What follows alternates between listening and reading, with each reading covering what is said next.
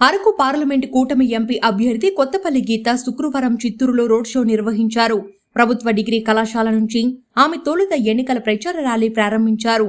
ఈ కార్యక్రమానికి TDP, BJP, Janasena ఉమ్మడి పార్టీల అభ్యర్థులు పాల్గొన్నారు.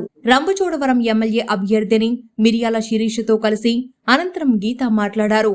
వచ్చే ఎన్నికల్లో కూటమి అభ్యర్థుల్ని గెలిపించాలని, తద్వారా ఏపీ అభివృద్ధికి అంతా తోడ్పాటునందించాలని కోరారు.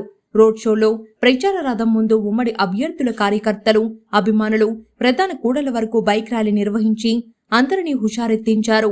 గీతమ్మ శిరీషమ్మను గెలిపించాలంటూ వారంతా నినాదాలు చేయడంతో ఆ ప్రాంతమంతా దద్దరిల్లింది. ఈ ప్రచారానికి ప్రజల నుంచి విశేష స్పందన లభించింది. రోడ్డు పొడవునా ప్రజలు వారికి మద్దతుగా నడిచారు. ఈ కార్యక్రమంలో ఇరు పార్టీల నేతలు, కార్యకర్తలు, అభిమానులు పాల్గొన్నారు.